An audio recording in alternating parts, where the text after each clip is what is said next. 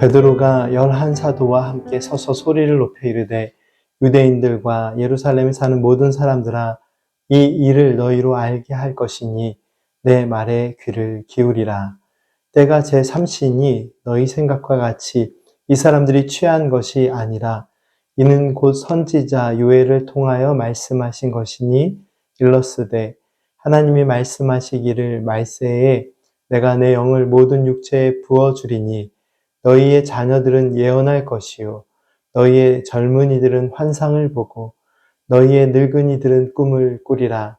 그때에 내가 내 영을 내 남종과 여종들에게 부어주리니 그들이 예언할 것이요 또 내가 위로 하늘에서는 기사를 아래로 땅에서는 징조를 베풀리니 곧 피와 불과 연기로다. 주의 크고 영화로운 날이 이르기 전에 해가 변하여 어두워지고 달이 변하여 피가 되리라. 누구든지 주의 이름을 부르는 자는 구원을 받으리라 하였느니라. 아멘. 오순절 성령 하나님의 강림하심에 역사적 사건이 기록되어 있는 사도행전 2장의 말씀은 오순절 성령 강림 이후 가장 먼저 베드로 사도의 설교를 기록하고 있습니다. 우리는 오늘 본문 말씀을 통해 성령 충만함을 통해 사도들과 믿음의 사람들 안에 일어난 놀라운 은혜의 변화들을 확인할 수 있습니다. 예수님의 제자들이 성령님의 강림하심을 통해 예수님을 전하는 사도로서의 사명을 감당하는 변화된 삶을 살아감을 보여주는 놀라운 은혜의 예가 바로 사도 베드로의 설교입니다. 베드로 사도는 오순절 성령 강림의 의미를 성경 말씀을 인용하며 풀어 해석하여 줍니다. 오순절에 성령님께서 강림하셔서 방언을 했던 그 사건을 이해하지 못하는 사람들이 실제로 많이 있었고 그 중에는 사도들이 새 술에 취하였다라고 간주하는 사람들도 있었습니다.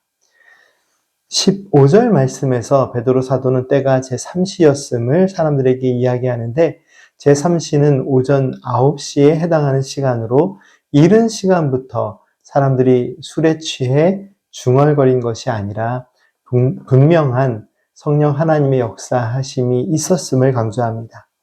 베드로 사도가 이른 시간임을 강조한 특별한 이유가 있습니다. 당시 오순절과 같은 중요한 절기에 유대인들은 오전 10시까지 금식을 했습니다. 그렇기에 술로 인해 발생한 일이 아니라는 설명은 더욱 설득력이 있었습니다. 그러나 보다 분명한 해석으로 베드로 사도는 16절 말씀에서부터 이어지는 말씀들을 통해 성령 강림의 놀라운 사건은 구약 성경의 선지자의 예언을 이루는 약속의 성취임을 강조합니다. 베드로 사도는 요엘서 2장의 말씀을 인용함으로써 이 모든 일은 하나님의 영을 부어주셔서 일어난 은혜의 사건임을 강조합니다. 베드로 사도가 다시 강조한 요엘 선지자의 그 예언의 말씀을 함께 찾아 읽어보겠습니다. 요엘서 2장 28절부터 마지막 절까지의 말씀입니다. 그 후에 내가 내 영을 만민에게 부어주리니 너희 자녀들이 장래일을 말할 것이며 너희 늙은이는 꿈을 꾸며 너희 젊은이는 이상을 볼 것이며 그때에 내가 또 내 영을 남종과 여종에게 부어줄 것이며 내가 이적을 하늘과 땅에 베풀리니 곧 피와 불과 연기 기둥이라. 여호와의 크고 두려운 날이 이르기 전에 해가 어두워지고 달이 핏빛같이 변화하려니와 누구든지 여호와의 이름을 부르는 자는 구원을 얻으리니 이는 나 여호와의 말대로 시온산과 예루살렘에서 피할 자가 있을 것이며 남은 자 중에 나 여호와의 부름을 받을 자가 있을 것임이니라. 아멘. 오늘 본문 말씀이 사도행전 2장의 베드로 사도의 설교 내용과 거의 동일한 선포가 방금 읽은 요엘서에서도 확인할 수 있습니다. 베드로 사도의 선포처럼 오순절 성령 강림의 특별한 은혜의 경험은 요엘 선지자를 통해 주신 하나님의 약속의 말씀의 성취입니다. 이 약속의 말씀의 성취를 이해함에 있어서 몇 가지 주목해야 될 부분이 있습니다. 성령 하나님의 임재하심과 역사하심은 성별이나 연령, 그리고 사회적 계층의 차이가 없이 또는 차별이 없이 모든 믿음의 사람들에게 부어주시는 하나님의 은혜임이 요엘 선지자를 통해서 그리고 다시 베드로 사도를 통해 강조가 됩니다. 특별히 우리는 사도행전 2장과 요엘서 말씀을 묵상하면서 성령 하나님의 거룩한 역사하심의 핵심이 무엇인지를 또 발견할 수 있습니다. 오늘 본문 말씀인 사도행전 2장 21절 말씀을 함께 읽겠습니다.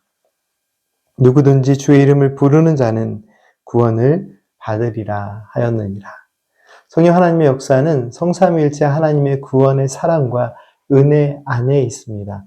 예수님께서 약속하신 보혜사 성령님의 사역처럼 성령 하나님의 임재하심과 역사하심을 통해 믿음의 사람들은 주님을 만나고 바른 믿음의 고백 안에서 구원의 은혜를 경험하는 놀라운 은혜의 삶을 살아갑니다. 성령 하나님의 임재하심은 예수 그리스도의 구원 사역의 은혜를 통해 믿음의 사람들을 하나님께서 주신 구원의 언약과 또 그 언약에 기초한 은혜의 삶 그리고 기쁨의 삶으로 인도하십니다.